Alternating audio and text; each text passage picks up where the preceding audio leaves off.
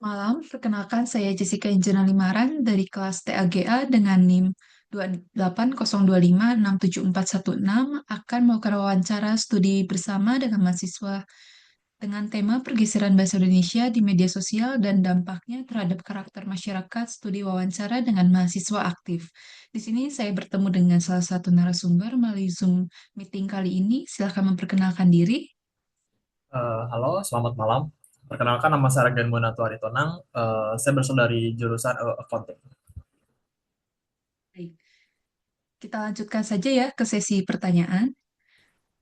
Untuk pertanyaan pertama, seberapa sering Anda menggunakan media sosial setiap harinya? Cukup sering. Biasanya saya membuka media sosial sekitar 4 sampai 5 jam per hari, terutama Instagram dan TikTok. Selain itu, hiburan saya juga mengikuti akun-akun edukatif tentang keuangan dan bisnis. Baik. Kemudian, dalam aktivitas tersebut, apakah Anda menggunakan bahasa Indonesia baku atau menggunakan bahasa campurannya? Tergantung sih. Kalau di komentar atau story pribadi, saya sering menggunakan campuran bahasa Indonesia dan Inggris. Misalnya saya menulis deadline-nya, kayak misalkan nulis deadline-nya hectic banget atau vibes-nya nggak enak. Tapi kalau untuk konten akademik, saya tetap pakai bahasa baku. Jadi tergantung penempatannya aja sih. Baik. Mengapa Anda memilih menggunakan bahasa campuran dibanding dengan bahasa Indonesia yang baku? Karena terasa lebih natural aja di media sosial. Banyak istilah keuangan yang lebih familiar dalam bahasa Inggris, jadi kadang tanpa sadar terbawa. Misalnya kata profit, loss, dan atau budgeting lebih mudah dipahami daripada padanan bahasa Indonesianya. Jadi lebih ke ya enak aja gitu kayak misalkan loss kan kayak satu suku kata gitu. Kalau misalkan Indonesia kan dia rugi kan, jadi ya lebih enak pakai bahasa campur gitu sih. Baik-baik. Lalu menurut Anda, apakah fenomena ini berdampak terhadap penggunaan bahasa Indonesia formal mahasiswa?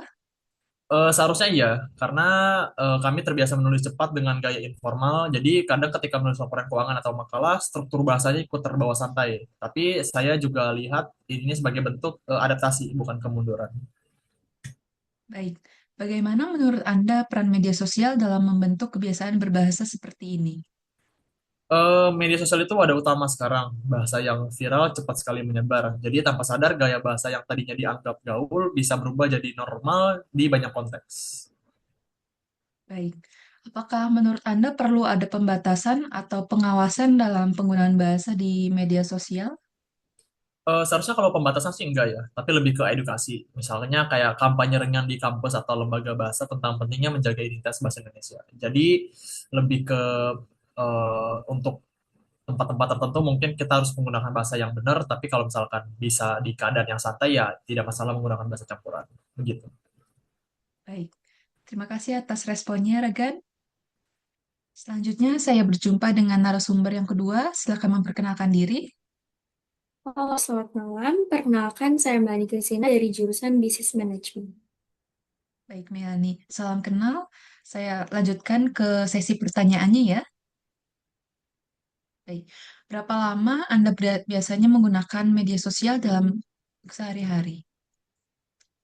Biasanya menggunakan media sosial rata-rata 5 sampai 6 jam per hari sih, tergantung dengan kegiatan kuliah saya.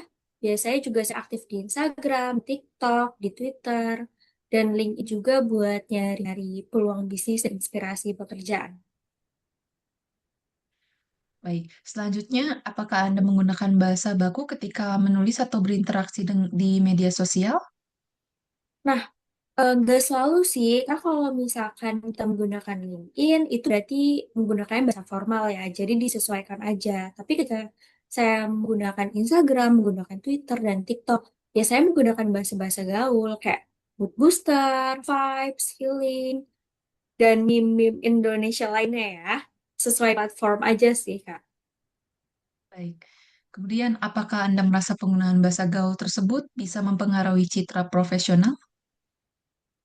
Nah, kalau misalkan konteksnya profesional nih, emang kita harus lebih hati-hati ya, tapi kalau misal menurut saya sendiri, di zaman sekarang pasti kita udah punya mindset di mana kita bisa memahami nih konteks gaya bahasa yang kita terapin di mana sesuai tempatnya, sesuai situasinya. Jadi selama tempatnya aman dan selama situasinya memadai, maka itu akan aman aja sih, Kak. Baik. Selanjutnya, apakah Anda menyadari adanya pengaruh dari kebiasaan dengan menggunakan bahasa campuran terhadap kemampuan menulis formal? Nah, terkadang kalau misalkan lagi nulis kayak surat atau nulis pengumuman, announcement, itu kadang ada bahasa-bahasa yang sehari-hari kita pakai. Kayak misalkan contoh kecilnya kita, enggak ya, itu kita tulisnya enggak, padahal harusnya tidak, kayak gitu. Jadi menurutku kalau misalkan kita ada menulis formal kayak gitu, harus dilatih lebih lanjut sih, dan biar bisa ke kontrol terus. Baik. Kemudian, menurut Anda, apakah penggunaan bahasa Indonesia perlu dilindungi dari pengaruh bahasa asing? Kalau misalkan di Indo itu kayaknya enggak sih, Kak. Seperti yang saya sampaikan tadi ya, itu lebih cara kita menyesuaikan bagaimana kita harus hidup dan kita beradaptasi dengan em, keadaan zaman sekarang ini, bahwa akar bahasa Indonesia itu juga tetap harus kita jaga. Baik. Jika begitu, apa saran Anda agar mahasiswa tetap mampu menjaga kualitas berbahasa Indonesia di era digital seperti ini? Nah, dengan adanya sosial media dan adanya kegiatan di kampus, itu juga mendorong mahasiswa untuk dapat menulis captionnya di konten-konten edukatif, di konten-konten yang mereka upload di sosial media kampus atau sosial media mereka sendiri. Jadi prakteknya nggak cuma di kelas, tapi di dunia nyata juga, Kak. Baik. Terima kasih atas responnya, Melani. Sekian wawancara dari saya. Selamat malam. Malam, sama-sama.